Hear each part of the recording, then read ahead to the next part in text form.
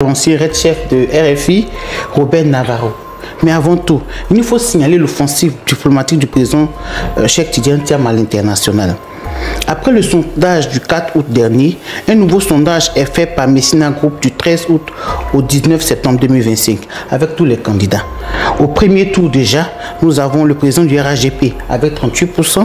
Le deuxième parti, le troisième parti, le quatrième parti sont des candidats qui ont tous été éliminés. Votre commentaire? Alors, ce sont des sondages. Ils valent ce qu'ils valent. Mais en la matière, il faut savoir que ce sondage a été réalisé par Messina Group. Messina Group, c'est un institut qui a été formé donc par Jim Messina, qui est le spécialiste des sondages et qui le faisait sous Barack Obama, 44e président des États-Unis. Nous savons tous comment il est arrivé au pouvoir. Il a pu faire 2 mandats vraiment facilement avec le Parti démocrate. Et donc, c'est quand même un institut qui est fiable. Quand on parle de sondage, il faut également regarder comment cela a été réalisé. Alors, les résultats qui sont donnés me font penser, moi, à la présidentielle de 2010. Vous savez que l'élection est référence en Côte d'Ivoire. C'est le premier tour de l'élection présidentielle de 2010. Et vous savez très bien qu'à cette élection-là, le candidat du parti au pouvoir était arrivé en tête avec justement les mêmes 38%. Et le candidat du PDCI-RDA, d'affectueuse et de regrettée mémoire, notre cher président Henri Konan Bédié, était arrivé en 3e position avec 25% des voix. Si on ne prend pas en compte, bien sûr, l'allégation de 600 000 voix qui lui auraient été volées et que le PDCI, malheureusement, n'a pas pu prouver en portant plainte au moment voulu. Mais, toujours est-il que 38% et 25%. 25% avec l'aura du président Tidiane Thiam, il faut dire que ce sondage est vraisemblable. Ce sondage est vraisemblable, mais ces 25%, tenez-vous bien, ne tiennent pas compte du projet de société et du programme du gouvernement du PDCI-RDA qui devait être dévoilé aux Ivoiriens à l'occasion de cette campagne électorale. Donc 25%, c'est bon à prendre pour le PDCI-RDA, mais ce qui est encore plus intéressant dans ce sondage, c'est qu'au 2e tour, notre candidat, notre bien-aimé président, arriverait en tête avec 57% des voix. Pourquoi? Plus de la moitié. Pourquoi 57%? Parce que, bien sûr, nous sommes 3 grands partis en Côte d'Ivoire et il se trouve que cette année, le PDCI et le PPACI sont dans une alliance de front commun qu'on a baptisé le Front commun et je pense que c'est cette alliance qui arriverait donc au second tour avec les 57%. Et c'est bon à prendre.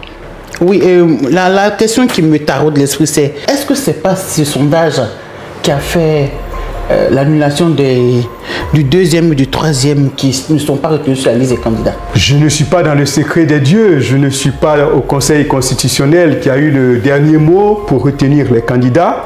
Je ne saurais aller dans ce sens, mais ce que je sais, j'ai été aux côtés du président Cheikh Tidiane Thiam lorsqu'il est parti à l'intérieur de la Côte d'Ivoire.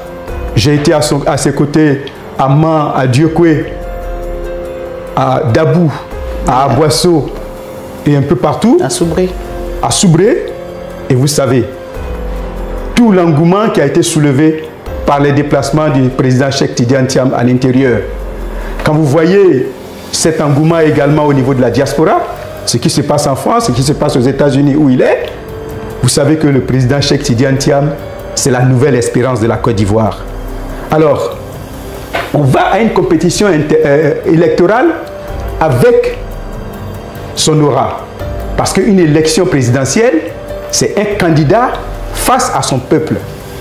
Et en cette matière-là, le candidat du PDCI-RDA cochait toutes les cases. Il cochait toutes les cases et le PDCI-RDA, en choisissant le président Cheikh Tidiane Thiam comme son candidat, a eu le nez creux. Parce que le PDCI-RDA a relevé à l'occasion du choix de son candidat, aussi bien pour présider aux destinées du parti que pour porter les couleurs du parti à l'élection présidentielle, le PDCI a relevé 3 défis. Le défi générationnel, nous avons un candidat qui a 63 ans. Au PDCI RDA, je peux vous garantir que c'est très jeune, 63 ans, parce que le parti a 80 ans. Le défi culturel, le président l'a dit, ça a été mal interprété, ça a été peut-être pas très bien compris par les uns et par les autres, mais il a dit, il est le premier président du PDCI RDA qui est musulman.